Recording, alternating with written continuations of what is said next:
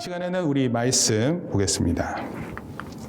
로마서 18장 20절까지 말씀인데요. 이 말씀을 통해서 하나님을 알만한 것에 대해서 한번 살펴봅니다. 앞에 영상이 나와 있으니까 또 여러분 성경책 보시면서 같이 하는데 18절 제가 읽고 19절 여러분들이 읽고 20절은 같이 읽도록 하겠습니다. 하나님의 진노가 불의로 진리를 막는 사람들의 모든 경건하지 않음과 불의에 대하여 하늘로부터 나타나나니 이는 하나님을 알만한 것이 그들 속에 보이리라. 하나님께서 이를 그들에게 주셨느니라. 같이 읽습니다. 창세로부터 그의 보이지 아니하는 것들 곧 그의 영원하신 능력과 신성이 그가 만드신 만물에 분명히 보여 알려졌나니 그러므로 그들이 핑계하지 못할지니라.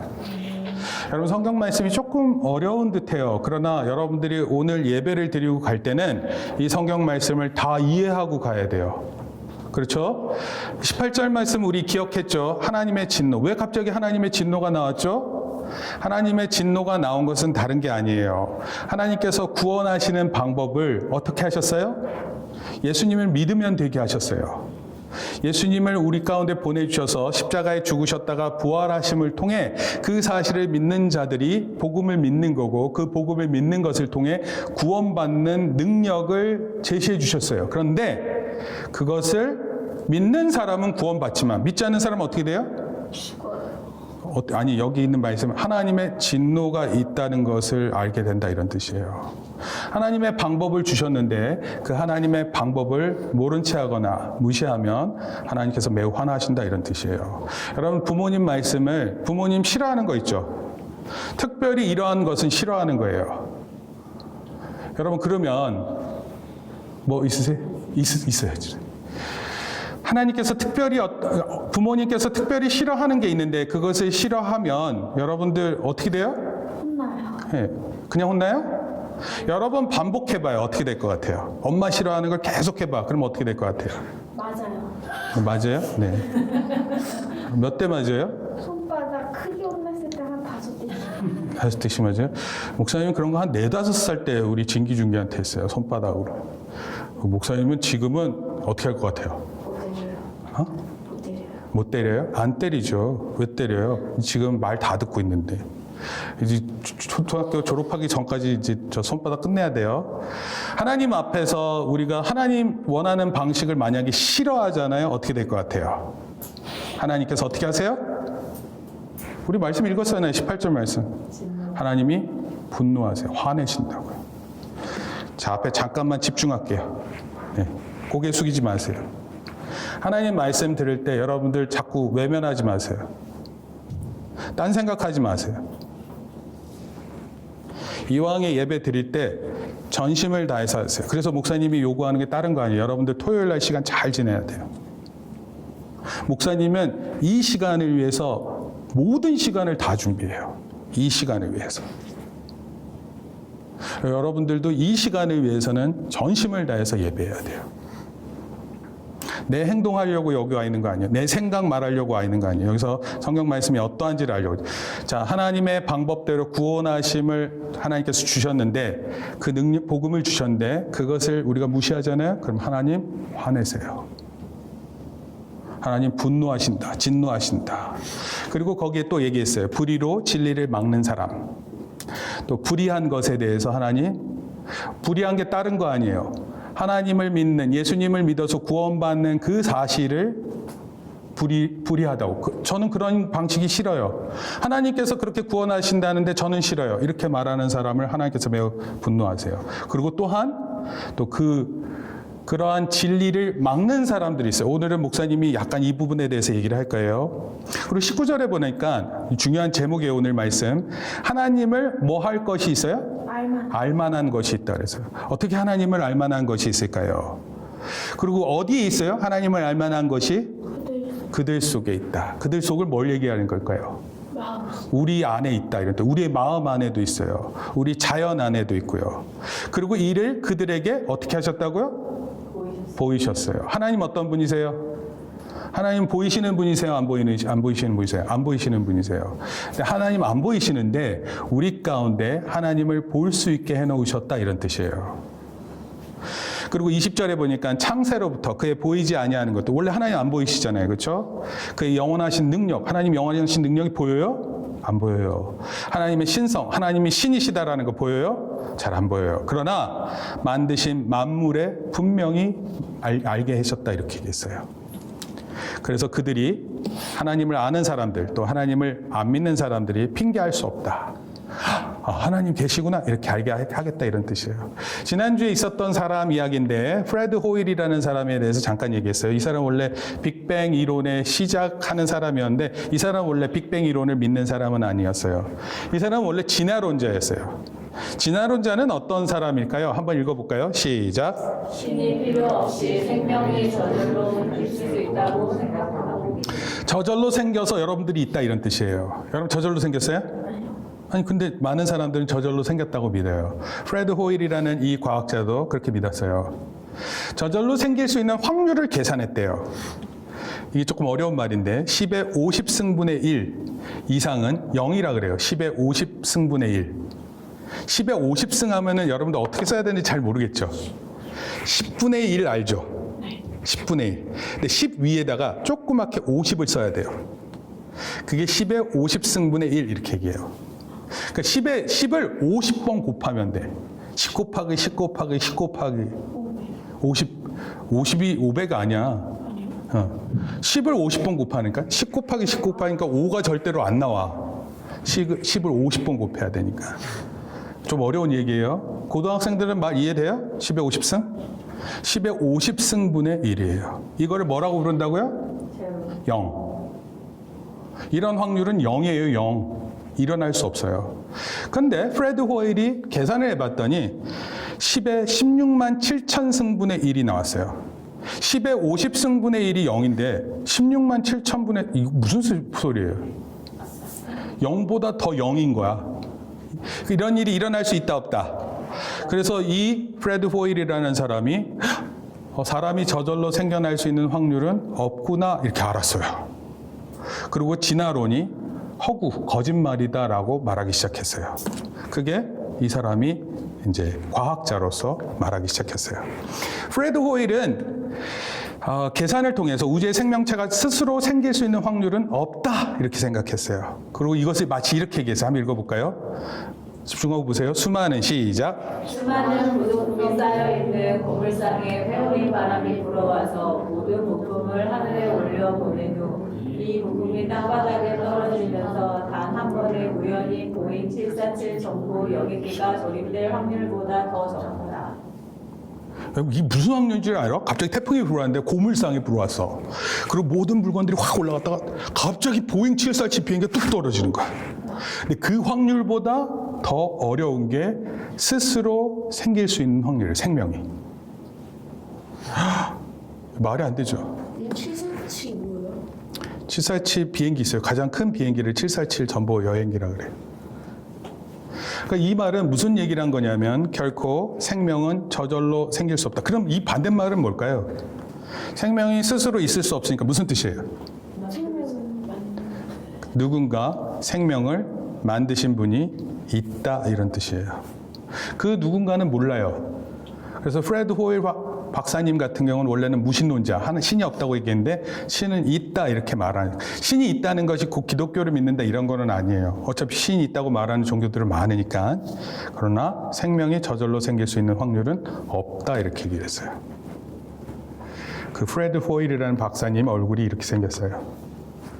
영국의 물리학자, 이론 물리학자 이렇게 표현해요. 천체학자, 천체 물리학자 또는 이론 물리학자 이렇게 얘기합니다. 목사님 과학을 좀 좋아해서 천체 물리학, 이론 물리학을 굉장히 재밌게 읽어요. 글을 읽으면. 여러분들도 그런 걸 읽어보면 재밌어요. 지금 가장 많이 연구되는 것 중에 하나가 뭐냐면 컴퓨터 이런 사진들이 발달되면서 우주 먼 곳에 있는 별들을 보기 시작했거든요. 그래서 이런 우주, 천문학이 아주 인기가 있습니다. 발전이 무궁무진해요. 근데 이분은 1915년 태어나셔서 2001년도 이렇게 돌아가셨어요. 그다음에 또 유명한 사람 한 사람 가르쳐 줄게요. 갈릴레오 갈릴레이 누구예요?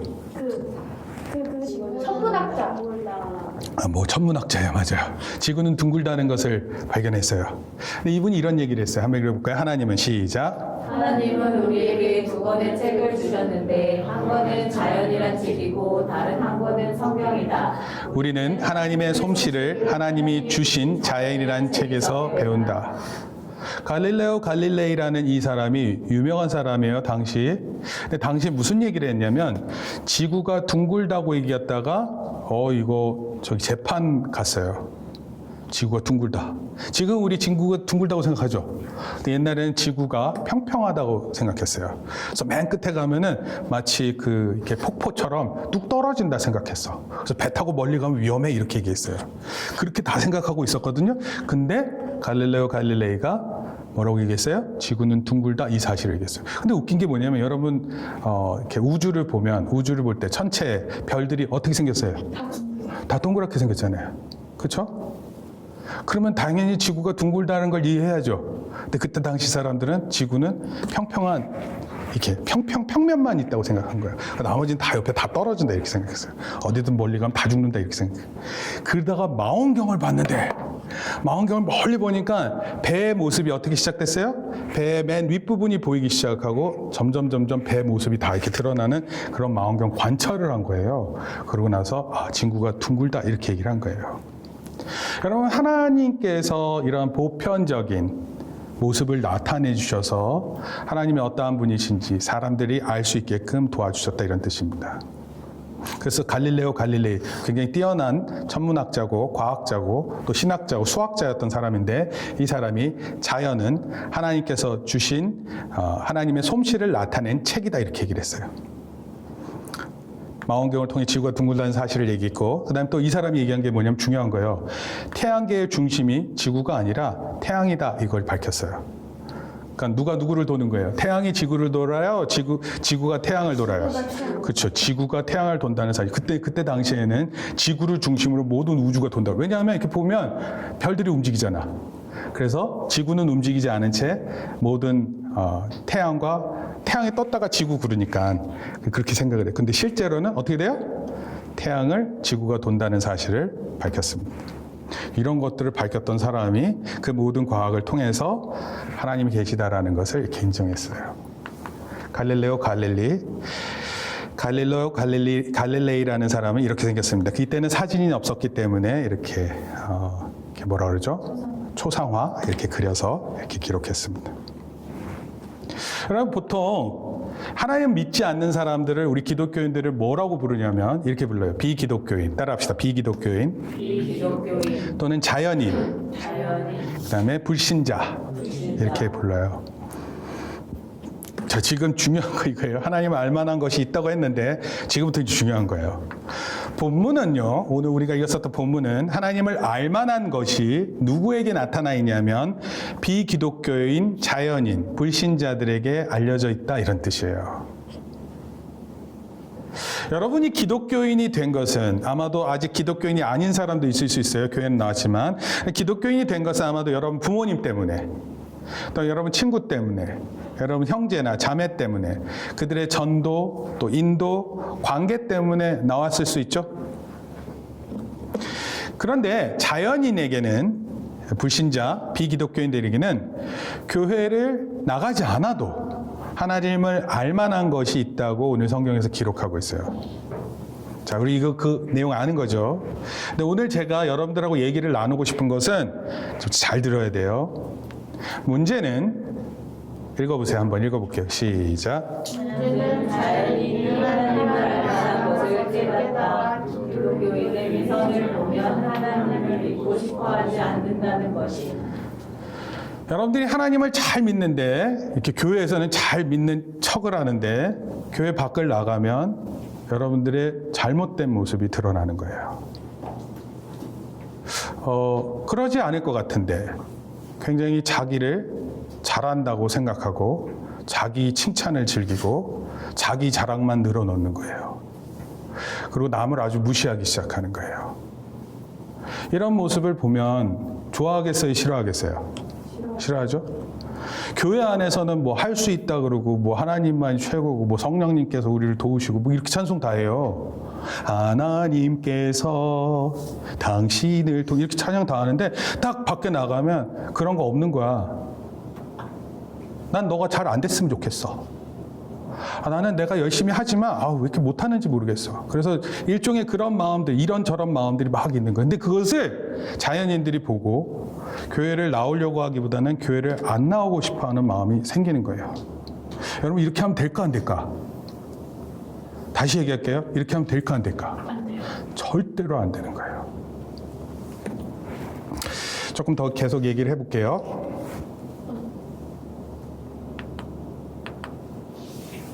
역사 속 기독교인들은 많은 위선들을 가지고 있었어요.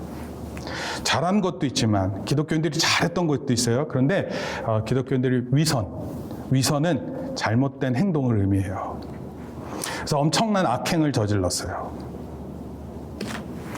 역사 이야기가 아니라도 오늘날 많은 교회 안에 있는 성도들이 밖에 나가서 잘못된 행동을 해요. 그 행동들을 목사님이 다 열거할 수 없지만 이런 것들이 눈에 띄었어요. 먼저 술 취하면 안 돼요. 술 취한 거예요. 술 취하고 요즘에 또 차를 몰다가 잡히기도 하죠. 사람을 죽이기도 하죠. 윤창호법이라 그래서 이제는 술 마시고 사람을 죽이면 큰일 나는 법으로 정했는데 많은 사람들이 아직도 그 이후에도 술을 마시고 차를 몰아요. 근데 이런 일을 서슴지 않고 행동해요. 아니 술 취함 정도가 아니라 술에 중독되어 있어요. 간음이라는 것은 원래 결혼한 사람하고는 관계를 맺을 수 있지만 결혼하지 않은 사람하고 막 관계를 맺고 그러면 안 돼요. 이런 일들을 저지르고 있어요. 뇌물과 비리, 나쁜 돈을 받기 시작했어요. 여러분 바르게 행동해야 되는데 돈을 받으니까 행동이 잘못되는 거예요. 비리라는 것은 잘못된 일들을 의미해요. 탈세, 세금을 내지 않아요. 그리고 사람을 미워하는 정도가 아니라 살인하는 것까지 이르게 됐어요. 그래서 누군가 이렇게 표현했어요. 돈과 권력을 탐하는 교회다 이렇게 비난했어요. 여러분 하나님을 알만한 것이 사람들 안에 있는데 그것을 통해서 하나님께 나오려고 하는데 이 사람들이 하나님을 믿는 사람들이 저지른 악행 때문에 하나님을 믿을 수 없게 된다 이런 뜻이에요. 이거 심각한 얘기죠. 여러분 이런 모습을 본 자연이 과연 하나님을 믿고 구원에 이를 수 있을까요? 구원에 이를 수 있어요? 하나님을 알만한 것이 있음에도 불구하고 하나님을 믿지 않는 자연의 결정하는 행동에 하나님은 매우 진노하시는 거예요. 근데 동시에 하나님은 복음을 믿는 사람의 복음을 가로막는 행위에도 매우 진노하세요. 여러분 하나님 안 믿는 사람도 하나님 진노하시지만 하나님을 믿으면서 잘못된 행동하는 사람들에게도 하나님 진노하신다고 분명히 얘기하고 있어요. 여러분 하나님을 알만한 것이 있는데 애써서 외면하는 사람들이 있어요. 하나님은 어디 계셔? 말도 안 되는 자연을 보면서 하나님은 어디 계셔? 어떻게 하나님 이런 걸 만들어요? 자연은 저절로 생긴 거야. 여러분 복잡하면 복잡할수록 하나님이 계셔야 돼요? 안 계셔야 돼요?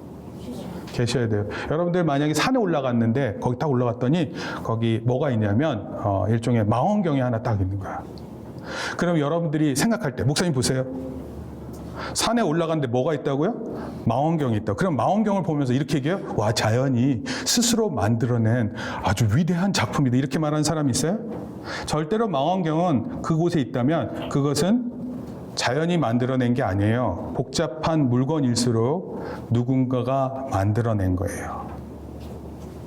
여러분 자연의 복잡하면 보면 볼수록 자연의 신비로움이 깊으면 깊을수록 우주의 넓이가 광활할수록 누군가 계시다라는 것을 증명하고 있는 거예요. 근데 이것을 애써 외면하는 거 하나님 분노하세요.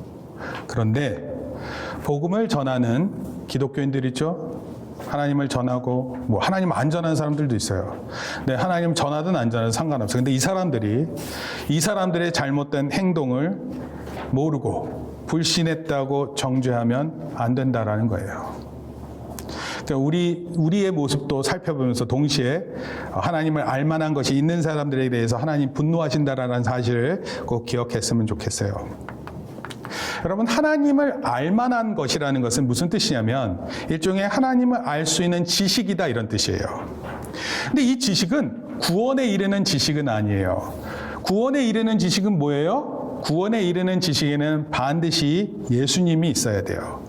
그 예수님께서 우리를 위해 십자가에서 죽으셨다가 3일 만에 부활하셨다는 내용이 포함돼야 돼요. 그리고 그것을 믿는 자들이 구원을 받는다라는 것입니다. 그런데 하나님을 알 만한 지식에는 이렇게 예수님이 나타나거나 예수님이 우리를 위해서 3일 만에 죽으셨다가 3일 만에 부활하셨던 이런 내용은 안 나타나 있어요. 자연을 통해 창조주 하나님에 대해서 알 수 있을 뿐이에요. 대략 알 수 있는 거예요. 아, 누군가 시작했겠구나.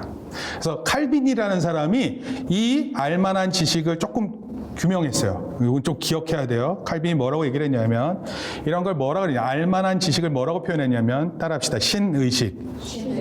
신이 있다는 의식이에요. 또 다른 말로 종교의 씨앗.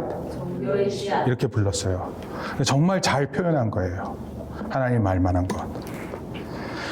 자, 문제는 이렇게 종교의 씨앗이 있고 신의식이 시작되는 그 사람들 앞에 하나님의 기독교인들이 만약에 불의함과 경건하지 않은 행동을 하게 되면 이 지식을 맡게 돼요. 무슨 지식을 맡게 되냐면 구원에 이르는 지식을 맡게 된다, 이런 뜻이에요. 인간의 악한 행동인 죄는 진리의 적대적인 관계를 유지하고 있어요. 그러니까 목사님 오늘 여러분들의 설교를 전할 때 핵심적인 내용은 다른 게 아니라 여러분들의 악한 행동이에요. 자연인들이 왜 하나님을 안 믿어요? 이게 아니라 여러분들의 악한 행동으로 인해서 자연인들에게 하나님을 알 만한 것이 있다 하더라도 그 마음이 사라지게 되기 때문에 그래요. 자, 시편에 이런 말씀이 있어요. 한번 읽어볼게요. 하늘이 시작. 하늘이 하나님의 영광을 선포하고 궁창이 그 손으로 하신 일을 나타내는도다. 네. 하늘이 하나님의 영광을 선포하고 궁창이 그 손으로 하신 일을 나타내는도다. 여러분, 궁창은 땅을 얘기하는 거예요. 또 땅 안에도 세계가 있거든요. 또 바다에도 세계가 있고. 그런데 하나님의 영광을 선포한다. 또 어리석은 자는 시작. 어리석은 자는 그 마음에 이르기를 하나님이 없다 하도다. 자연인들에게 주시는 하나님을 알 만한 것이 있는 데게 이들에게 우리가 어떤 삶을 보여줘야 할까? 이게 저의 오늘 본문의 핵심 내용입니다. 또한 어떻게 우리가 계속해서 하나님의 의를 따르는 삶을 유지하는지 이 두 가지를 살펴보려고 합니다. 지금부터 첫째 한번 읽어보겠습니다. 시작. 우리는 먼저 우리 죄의 심각성에 대한 바른 지식을 세워야 합니다. 지금 저는 여러분들에게 남이 무슨 죄를 저지르는지에 대해서 생각하지 마세요. 내가 어떤 잘못을 하고 있는지에 대해서 생각해 보려고 그래요. 내가 어떤 죄를. 여러분, 이런 마음 혹시 들어봤어요? 난 언제든 안 할 수 있어. 잘못된 행동인데 자기 스스로 얘기해요. 난 언제든지 이런 거 안 할 수 있어요. 그 죄를 우습게 여겨요. 언제든 내가 할 수도 있고 안 할 수도 있고. 근데 여러분, 죄를 그렇게 할 수 있을 것 같아요? 여러분, 마음에서 죄와 싸워서 이길 수 없어요. 여러분, 죄의 유혹에 이길 수 없습니다. 어떤 사람은 그래서 어떻게 행동하냐면 죄를 포용해요. 포용은 뭐냐면 죄를 안는다, 이런 뜻이에요. 아, 이 정도 죄는 아무것도 아니지. 이게 무슨 큰 잘못이라고. 여러분, 그런 사람들은 죄에서부터 절대 자유할 수 없어요. 그냥 죄 가운데 있을 뿐이에요. 여러분, 저는 어떤 특정한 죄를 얘기하는 게 아니라 죄의 속성을 얘기하는, 죄의 특성이 그래요. 여러분, 우리 안에 남아있는 죄 있죠? 이게 얼마나 강력해서 진리 대신 예수님을 저항하고 진리 대신 하나님의 말씀을 저항하는지 알 수 없어요. 얼마나 강력한지 몰라요. 말 안 들어요. 하나님의 음성을 듣지 않아요. 순종하지 않아요. 여러분들 하나님 말씀 잘 들어요? 여러분들은 하나님 말씀에 잘 순종한다고 생각하세요? 여러분, 사람들 그렇지 않아요. 절대로 그렇지 않습니다. 속지 마세요. 여러분, 죄의 결과가 이래요. 죄는 모든 관계를 파괴시켜요. 죄의 결과가 매우 심각해요. 여러분, 가볍게 생각하면 안 돼요. 죄를 우습게 보다가는 그 죄의 결과가 매우 무섭다라는 사실을 알고 놀라게 돼요. 여러분, 죄가 관계를 끊는다는데 무슨 관계를 먼저 해칠 것 같아요? 어떤 관계를 해칠 것 같습니까? 죄가. 그렇죠. 하나님과의 관계를 망가뜨려요. 어떻게 죄는 가족들 관계 유지시킬 것 같아요? 가족 관계 다 무너뜨립니다. 어느 누구도 신뢰할 수 없게 믿지 못하게 만들어요. 부모와 자식 간은 물론이고, 그렇죠? 부부 간에도 신뢰하지 못하게 만들어요. 여러분, 죄가 무서워요. 여러분, 가볍게 생각하면 안 돼요. 죄가 얼마나 심각한지 한번 설명해 볼게요. 먼저는요, 복음이신, 이거 중요한 거예요, 지금부터. 왜 죄가 심각한지. 복음 대신 예수 그리스도께서 우리를 위해 십자가를 지셨다는 사실 자체로 죄가 심각하다는 것을 의미해요. 여러분, 죄가 심각하지 않았으면 예수님 오셨어요, 안 오셨어요? 죄가 심각하지 않으면 예수님 오셨어요, 안 오셨어요? 안 오셨어요. 근데 죄가 심각하기 때문에 예수님께서 오셔야만 됐어요. 여러분, 우리 자신은 근본적으로 스스로 자기 죄를 깨닫고 막 자기 죄를 회개하고 이런 걸 뭐라 그러면 자기 정화라 그러거든. 자기를 깨끗하게 하는 거예요. 이게 스스로 기능이 있어요? 없어요. 다시 말해서 사람들이 자기가 무슨 잘못을 했는지도 잘 몰라요. 그리고 그 잘못을 어떻게 해결해야 될지도 잘 몰라요. 만약에 요즘에 TV 프로그램 같으면 연예인들이 막 이렇게 실생활을 할 때 카메라가 옆에서 계속 쫓아다니면서 촬영하죠. 그래서 막 있는 모습 없는 모습 다 드러나죠. 만약에 하나님께서 여러분들을 그렇게 촬영하고 계신다고 생각한다면 여러분 어떨 것 같아요?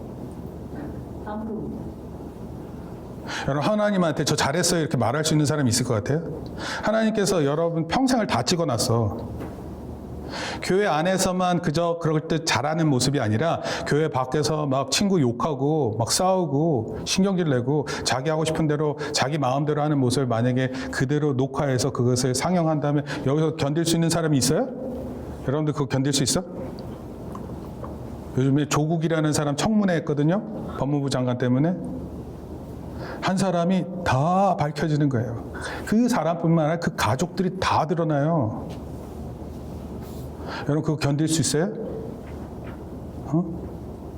우린이가 나중에 커가지고 청문회를 하는데 우린이 아내, 우린이 애들 다 잘못된 거 다 끄집어내는 거야. 너 하나 잘못이 아니야. 모든 사람이 잘못 다 끄집어내는 거예요.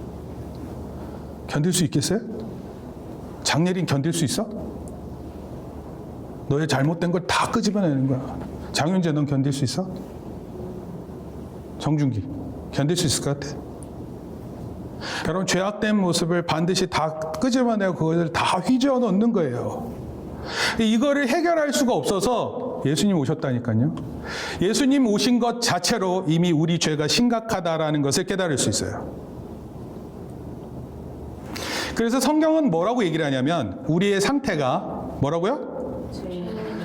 죄의 종노릇한다 이렇게 표현했어요. 죄의 종노릇. 이게 무슨 뜻이에요? 죄의 종노릇. 설명할게요. 로마서 6장 6절에 보면 한번 읽어볼게요. 성경 말씀 시작. 우리가 알거니와 우리 옛사람이 예수와 함께 십자가에 못 박힌 것을 죄의 몸이 면하여 다시는 우리가 죄에게 종노릇하지 아니하여. 여러분 오늘날 우린 종 이런 게 없어요. 그런데 옛날에 주인과 종 이거는 관계가 엄청난 거예요. 종은요 절대로 자유로울 수가 없어요. 그 주인이 풀어주지 않는 이상. 마치 알라딘이라는 영화에 보면 지니가 언제 풀려날 수 있어요. 그 램프에서. 마지막 그 소원을 비는 사람이 그 소원 중에 하나를 자신을 풀어줘야만 자기가 풀려나는 거죠. 그래서 알라딘에 보면은 자기 스스로는 풀려날 수 없어요. 그 주인이 풀어줘야지만 가능한 거예요. 그러니까 종도 마찬가지예요. 죄의 종노릇한다 무슨 뜻이에요? 누가 주인이에요? 죄의 종노릇한다. 죄가 주인이에요. 죄가. 그러니까 여러분 풀려날 수 있어요? 없어요. 당시 로마 시대 때 주인은 종을 돈 주고 샀어요. 막 이렇게 돈 주고 살 때 어떻게 봤냐면 이렇게 얼굴 보고 피부 보고 이상한 데 없나 보고 그다음 막 이 있죠 이가 깨끗한지 보고 왜냐면 이 아파서 일 못하고 그러면 안 되잖아요. 그래서 건강한 이를 갖고 있고 몸에 상처 난 것도 없고 그리고 이렇게 잘 움직이고 그런 종을 샀어요. 돈 주고. 그 다음에 어떻게 했겠어요? 주인이 그 종을 사서 일을 시키고 부려먹었겠죠. 근데 돈 주고 샀는데 풀어줘요? 어떤 주인이 그렇게 해요? 절대로 그렇지 않죠. 따라서 죄가 주인이 되어서 우리를 어떻게 하겠어요?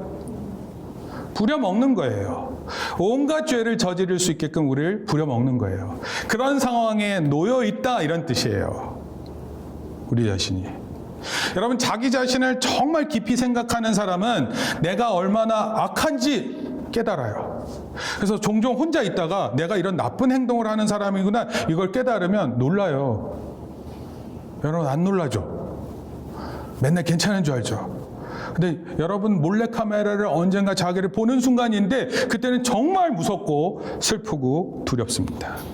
그리고 내가 죄의 종노릇됐다라는 사실에 괴로워해요. 성경은 우리 육체가 있는 한 우리의 주인은 죄가 되고 도무지 그 주인으로부터 벗어날 수 없다는 사실이에요. 그러니까 목사님도 지금까지 그럴듯 했다가 내일부터 죄를 지을 수 있어요, 없어요? 있어요. 여러분들도 하나님 앞에서 잘 지내는 것 같고 어린아이 때 순수한 것 같은데 크면 클수록 죄에 물들고 잘못된 것만 생각하고 행동하기 쉬운 거예요. 그래서 결국 죄의 종노릇한다, 이런 뜻이에요. 지금 목사님이 여러분 초등학교 학생들을 이렇게 앞에 두고 여러분들을 얘기하는데 죄가 심각하다라는 것을 지금 얘기하고 있는 거예요. 여러분, 사람들이 어떤 죄로부터 벗어나고 싶은 거예요. 그러나 벗어나지 못해요. 그럴 때 여러분 마음이 어떨 것 같아요? 내가 이 죄를 안 하고 싶은데 막 내가 행동하고 있는 거야. 그러면 그 마음이 어떨 것 같아요? 막 죄를 계속 짓고 있어. 그러면 어떨 것 같아요, 마음이? 불편하다. 그건 이제 되게 이제 조금 단편적인 얘기인데, 죄를 계속 짓는 자기 모습에 어떤 마음이 되냐면 죄의 무력감이 생겨요. 죄가 너무 크구나.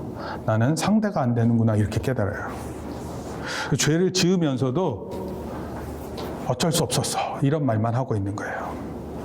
여러분, 그런데 죄의 무력감에 사로잡힌 채 교회에 나가면 어떻게 될까요? 이런 사람들 교회에 있을 것 같아요, 없을 것 같아요? 많아요. 많습니다. 하나님의 말씀을 들을 때 다 막아요, 그 마음이. 죄의 무력감 때문에. 그리고 그 사람들을 집요하게 괴롭혀요, 마음을.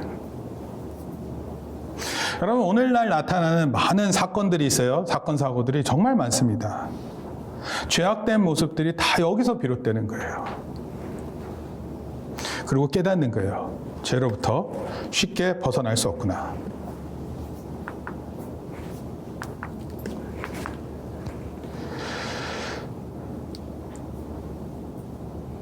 죄는 또한 무력감을 줄 뿐만 아니라 파괴력도 있어요, 죄가. 파괴력. 아까 얘기했던 것처럼 수많은 관계를 파괴시켜요. 죄 때문에.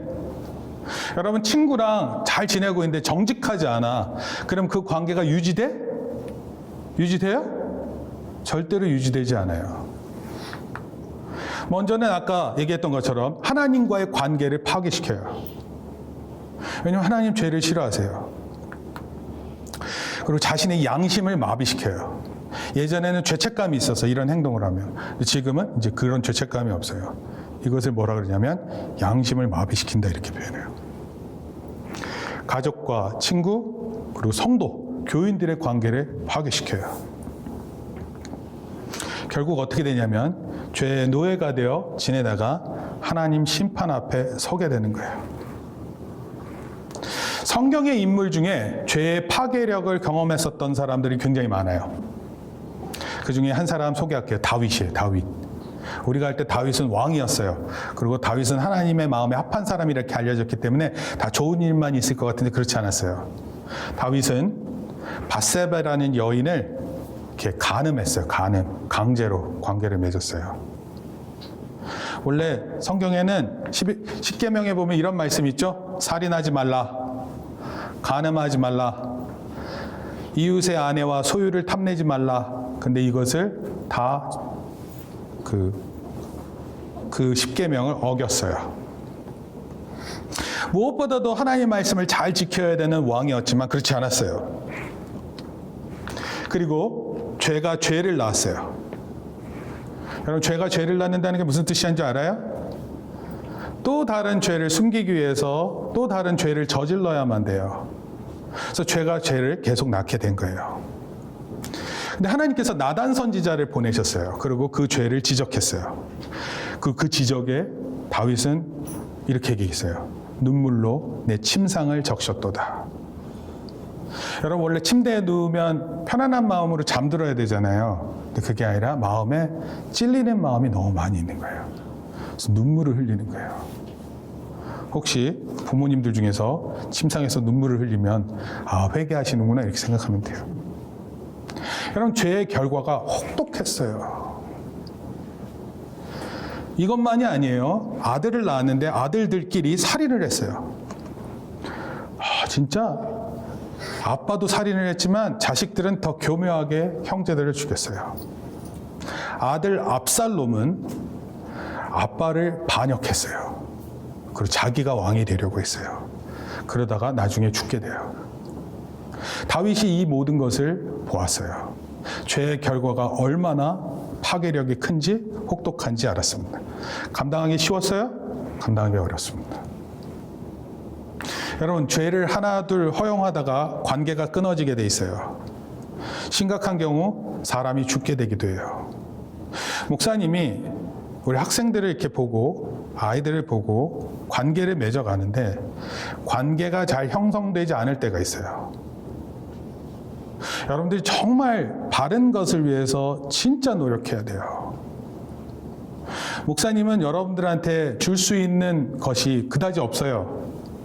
하나님 말씀 주고 복음 전하고 여러분들이 하나님 앞에서 잘 성장하기를 정말 바라요. 그런 가운데 여러분들한테 메시지를 전하는 거예요. 다른 거 전할 시간이 없어요. 목사님 물론 영어도 가르치고 있는데 그런 것보다 복음을 전하는 게 훨씬 더 중요한 거예요. 여러분 우리가 알다시피 거짓말할수록 피노키오의 코가 길어졌죠?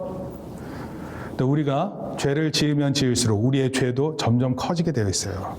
나중에는 스스로 통제할 수 없는 상태에 이르게 되고 우리 모두가 그렇게 되었다라는 사실이에요.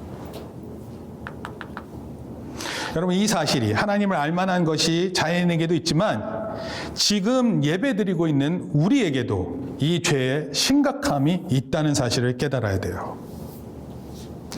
여러분 하나님을 알려고 하는 사람들에게 우리의 죄로 걸림돌이 되면 안 되겠죠. 우리가 잘못하는 행동 때문에 교회를 나오는 사람들이 실족하면 안 되겠죠. 이거는 정말 심각한 문제. 하나님 너무 미워하신다 이런 뜻입니다. 먼저 이걸 깨닫는 거예요. 여러분 알코올 중독자, 그다음에 마약 중독자들에게 제일 먼저 하는 게 있어요. 알코올 중독자, 마약 중독자한테 제일 먼저 하는 게 뭐냐면 나는 따라하세요. 나는 중독자입니다. 이걸 고백시켜요. 근데 알코올 중독자가 나 중독자예요 말하는 것 같아요? 절대로 말을 안 해요. 마약 중독자가 당신 마약에 중독됐어 얘기하면 아, 나 중독 안 됐어 이렇게 얘기해요. 근데 제일 먼저 해야 되는 게 뭐냐면 그 사람들에게 있어서 제일 먼저 해야 되는 거는 내가 중독자라는 사실을 밝히는 거예요. 그래서 어떻게 하는 줄 알아요? 마약 중독자, 알코올 중독자의 가족들이 편지를 써요. 예를 들어서 우리 가족 중에 한 사람이 알코올 중독자, 마약 중독자면 가족들이 다 편지를 써서 예를 들어서 아빠가 그랬으면 아빠 저는 아빠가 마약 그만했으면 좋겠어요. 정말 마약하고 다니는 모습을 좀 창피해서 못 보겠어요. 아빠 정말 싫어요. 아빠 더 이상 보고 싶지 않아요. 막 이렇게 편지를 쓰는 거예요. 그럼 그걸 아빠가 읽어요. 그 읽고 나서 뭐라고 얘기하는 줄 알아요? 나는 중독자입니다를 고백해요. 그럼 그게 고칠 수 있는 시작점이 돼요.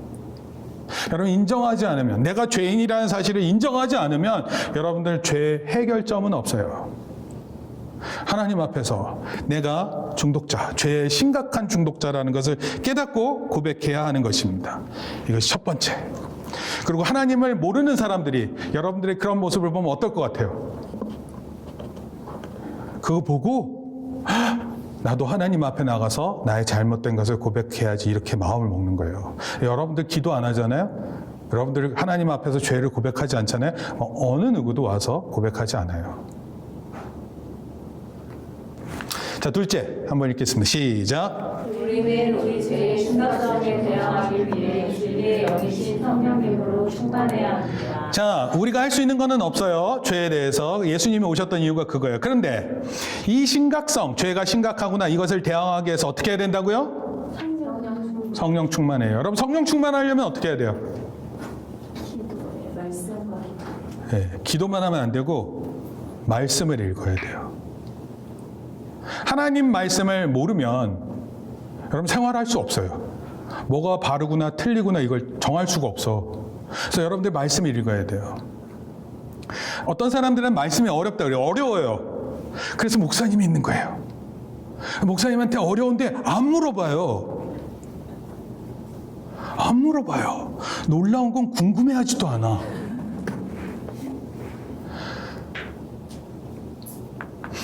진리의 영이신 성령님의 인도를 따라 진리이신 예수님 말씀 안에 거하는 거예요. 여러분, 성령님은 다른 말로 예수님의 영 이렇게 생각하면 돼요. 예수님의 영. 예수님의 영은 예수님께서 행동하시고 말씀하셨던 것들을 생각하게 해서 오늘을 살게 해주는 어떤 도움이 되는 거예요. 근데 그것은 단순한 도움이 아니라 능력이 되고 힘이 돼요. 그래서 반드시 성령 충만해야 돼요. 제일 중요한 것은 여러분 말씀을 읽어야 돼요. 말씀을 보고 들어야 돼요. 그리고 중요한 말씀을 외워야 돼요. 그래서 그 말씀이 우리의 능력이 돼야 돼요. 성령님 내 안에 계심을 알고 성령님의 도우심을 위해서 기도해야 돼요.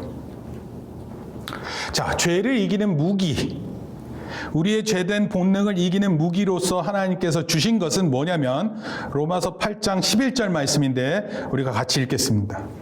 시작. 예수를 죽은 자 가운데서 살리신 이의 영이 너희 안에 거하시면 그리스도 예수를 죽은 자 가운데서 살리신 이가 너희 안에 거하시는 그의 영으로 말미암아 너희 죽을 몸도 살리시리라. 와, 이 예수님 살리신 그 영, 성령님이 우리가 죽을 몸도 살리신대요. 죄로 인해서 죽을 몸도. 여러분도 혹시 다 죽고 싶으세요? 죽고 끝나는 것 같아요? 혹시? 죽으면 아무것도 없어요? 이럴 것 같아요? 그렇잖아요. 성경을 잘 믿고 하나님을 잘 믿는 사람은 죽은 다음에 일이 있음을 알 수 있어요. 하나님과 영원히 함께하는 그 사실을 알 수 있어요. 그냥 죽고 끝나는 일이 아니에요. 죽은 이후에 삶이 있어요. 그래서 성령님께서 우리를 살리시겠다 이렇게 약속하고 있어요. 우리가 얘기했어요. 네. 심각한데 신나는 비트가 나와서 이 비트에 맞춰서 설교를 해야 될 뻔했는데 죄의 결과는요 죽음이에요. 무섭고 심각한 거예요.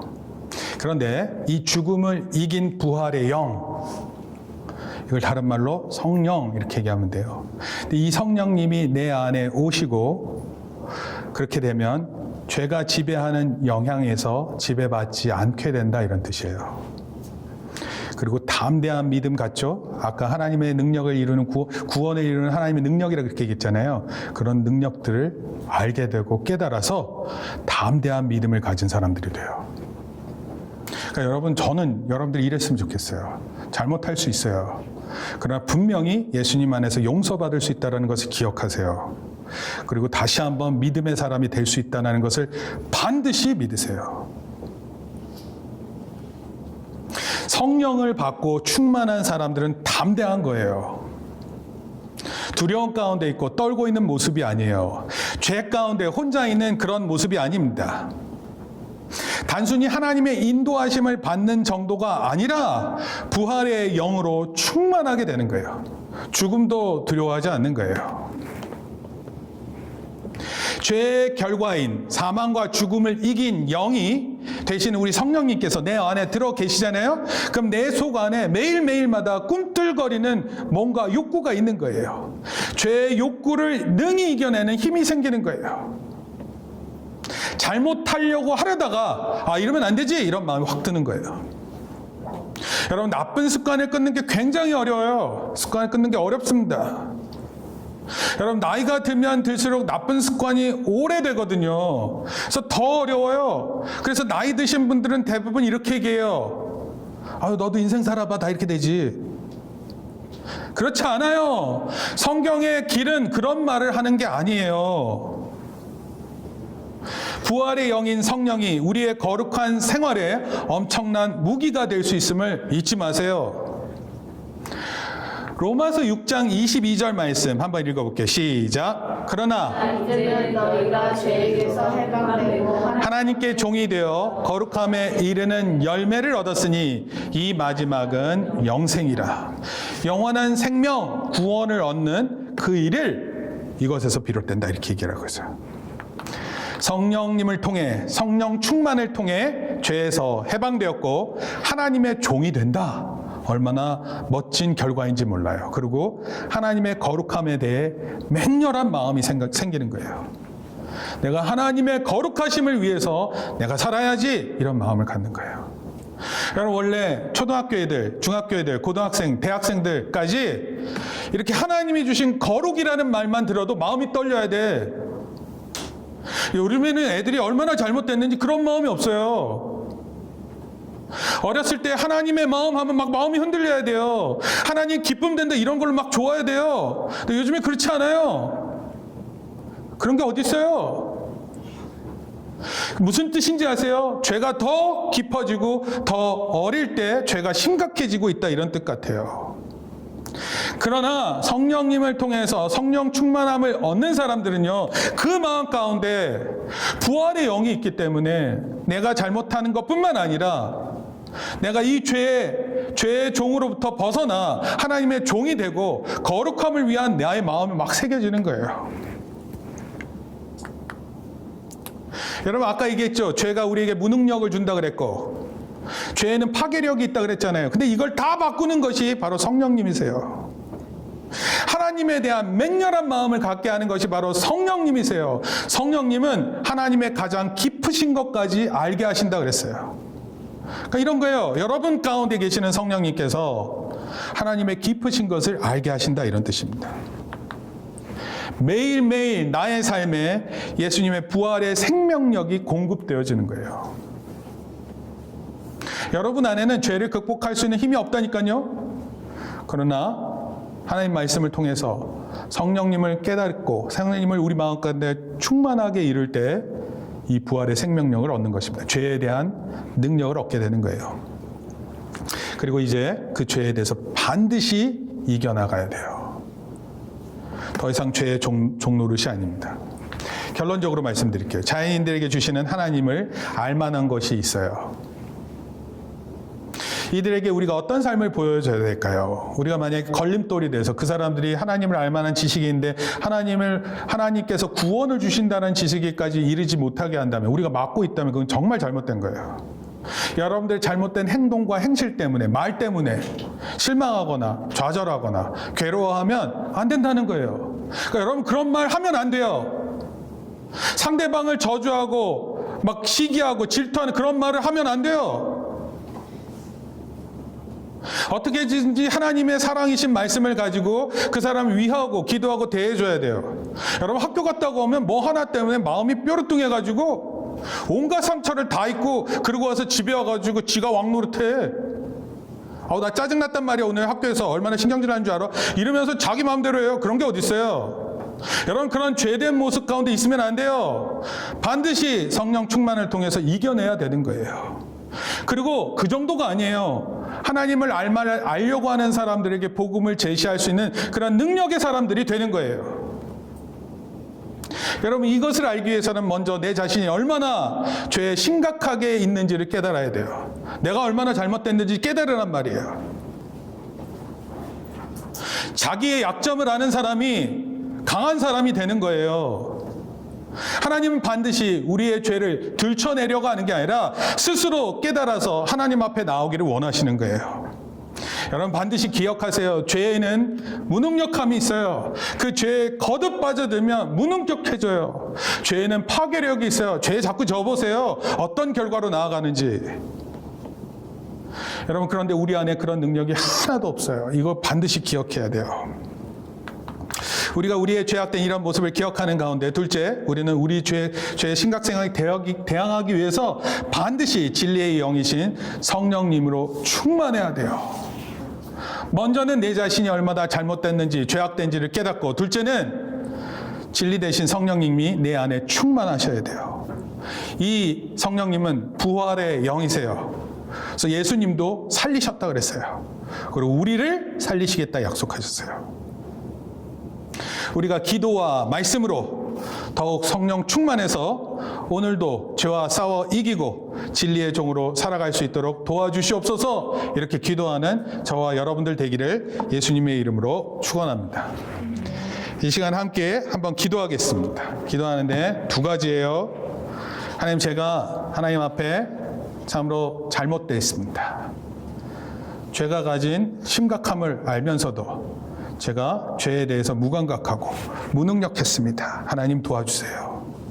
성령님이 오시면 우리를 죄악 가운데서 자유케 하시고 종노릇하는 거 더 이상 하지 않게 하시고 하나님의 종이 될 수 있게 하시고 의의 열매를 맺겠다 하셨는데 이런 사람 되게 해주세요. 기도하셔야 돼요. 오늘 이 시간 여러분들을 위해서 여러분들이 스스로 기도하셔야 돼요. 어느 누구도 이걸 대신해서 기도하시면 안 돼요. 여러분들이 기도하셔야 돼요. 하나님을 알만한 것이 있는 이 세상 가운데서 하나님, 우리가 하나님의 복음의 능력을 잘 나타낼 수 있는 그런 사람 되게 하여 주시옵소서. 같이 한번 잠깐 통성으로 기도하겠습니다. 말씀을 생각하면서 각자 기도합니다. 하나님 아버지, 이 시간 예수님의 보혈을 힘입어 하나님 앞에 나아갑니다. 우리의 죄악의 심각성을 기억하고 우리의 죄를 가볍게 대하지 않고 하나님 앞에서 거룩한 삶을 다지기 위하는데, 하나님, 우리가 할 수 있는 것은 아무것도 없고 오직 우리 예수님께서 또 우리 성령님께서 오늘 우리의 마음을 주장하여 주셔서 우리의 죄됨을 고백하게 하시고 또 하나님의 복음을 힘입어 믿음으로 나아가게 하는 줄 믿사오니 우리를 붙들어 주시옵소서. 한 주간 복되게 하시고 하나님 능력에 소유된 바 되어 하나님 힘있게 믿음으로 나아가는 우리 하나님의 사람들 되게 축복하여 주시옵소서. 이제는 우리 주 예수 그리스도의 은혜와 하나님 아버지의 크신 사랑과 성령님의 감화 감동 교통하심이 이제 하나님이 알만한 것이 있는 자연인들에게 우리의 행실로 인해 하나님 저들이 넘어지지 않게 하시고 우리가 하나님을 진실로 믿고 우리의 죄악된 것을 심각하게 생각하는 가운데 성령 충만함을 입고 살기로 다짐하고 돌아가는 우리 성도들 머리 위에, 우리 자녀들 머리 위에 이제로부터 영원토록 함께 있을지어다. 아멘.